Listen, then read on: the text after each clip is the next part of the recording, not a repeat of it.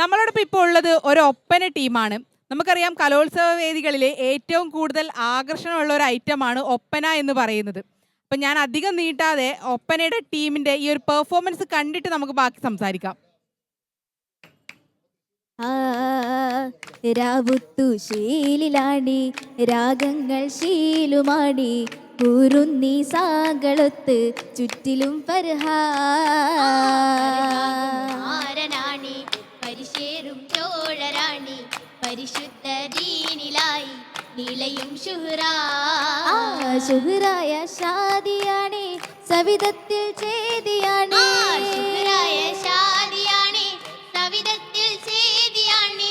വേദാംബർ പൂമകളും ലിംഗി ചെങ്കതിരായരുണിമ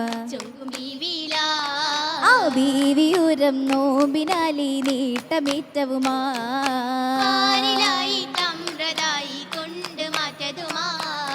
മറ്റതി റമലാനി സമയവും മികത്തെ ഉറ്റമിലകില്ലത്തിൽ സാത്തുപെടുത്തേ അടുത്ത നേരമിൽ കാരക്ക എന്നതേക്ക് കൊണ്ടതിലാ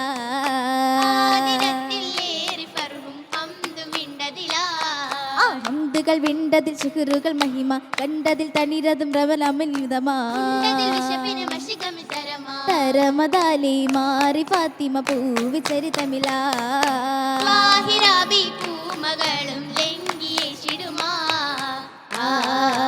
ഈശിടും വമ്പത് മാലം മതി ഗുണമെമ്പിടുമാ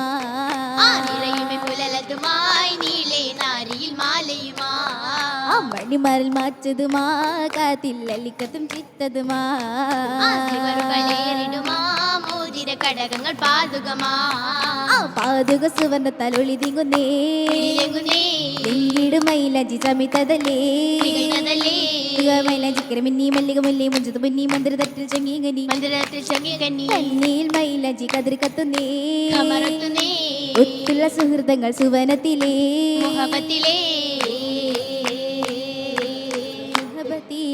ഒത്ത നാരി.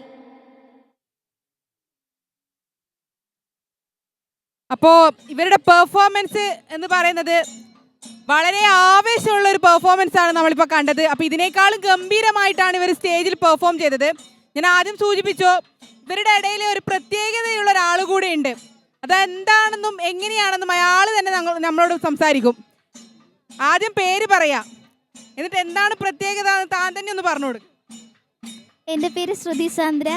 ഞാൻ വിസിലടിച്ച് പാട്ട് പാടും. പിന്നെ കേരള സർക്കാരിൻ്റെ ഉജ്ജ്വല ബാല്യ പുരസ്കാര ജേതാവാണ്.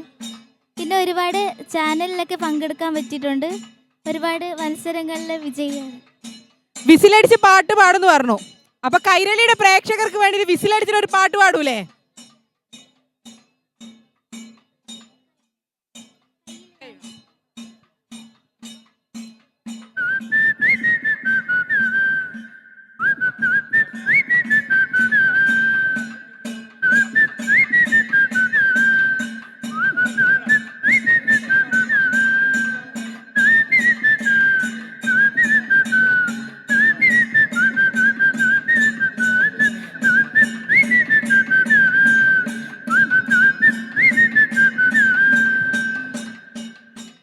ഇതിന് ഗിന്നസ് വേൾഡ് റെക്കോർഡ് കിട്ടിയിട്ടുണ്ടെന്നാണ് അറിയാൻ പറ്റിയത്. ആണോ?